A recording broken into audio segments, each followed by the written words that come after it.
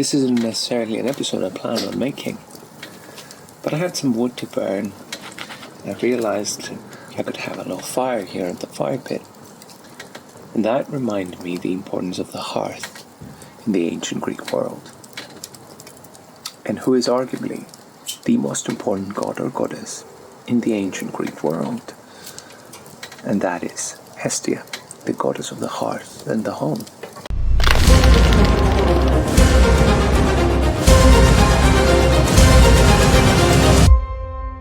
Now Hestia, if you remember from previous episodes, was the firstborn of Rhea and Kronos, the titans who ruled the world before the Olympians. When Rhea and Kronos were married and they were trying to have their firstborn, Kronos received a prophecy that one of his children would dethrone him. So he decided to swallow them whole when they were born. When Hestia was born, she was the first to be swallowed. And that continued with every child Rhea would give birth to, until she decided, very late in the game, that she had enough. And when Zeus was born, she hid him away. Now Zeus grew up, and he devised a plan to make Kronos disgorge his siblings, and together they would take over and rule ancient Greece. When Kronos disgorged everyone, Hestia was of course the first to be eaten, and therefore the last to be disgorged. The Olympians took over, ruled Olympus and the world.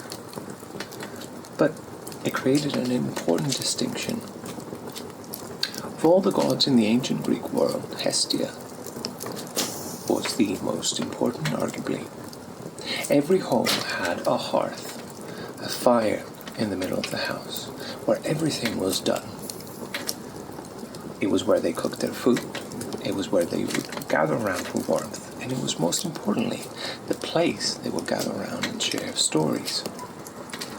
And a lot of us believe that Hestia and the telling of stories and myths is where it began.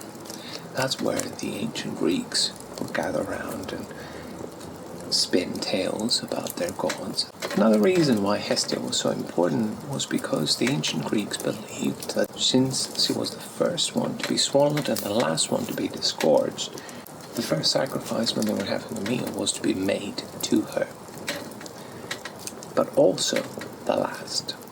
So Hestia was the only god or goddess in the Greek pantheon. She received both the first sacrifice and the last. Therefore, the Greeks, before they sat down for a meal, they would first sacrifice to Hestia whatever they were eating, and then they would eat. At the end of the meal, they would sacrifice to her again, to honor her. And that could be food, or it could be some wine. Now what's interesting is the fact that even though Hestia, as I'm saying, was so important, she didn't feature in Greek mythology as heavily as the other gods. She wasn't mischievous, she didn't have connections with mortals, she wasn't part of any wars, and she wasn't involved in any of their mischief. And you might wonder what that is, but frankly we don't know.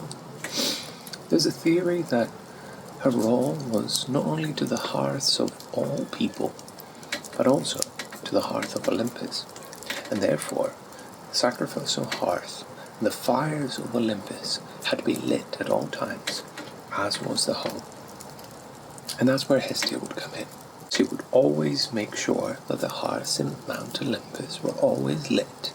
But her most important attribute is the fact that she was the goddess of the family, of the home. She was the goddess of not adventure, or pain, or misery. She wasn't the goddess of wisdom. She was the humble goddess of the home. One that everybody respected.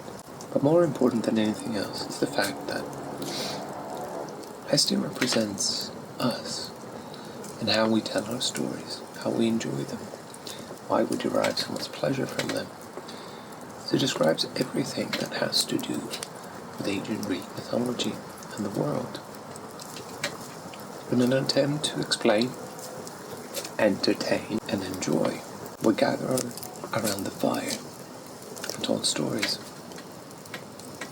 That used to be a very beautiful thing, of which we don't see much anymore. Our modern solitude, enhanced by technology we perceived, so we can connect and end tribalism,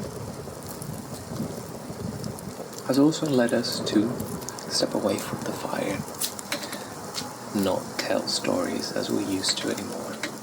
And to a degree, it's our little downfall.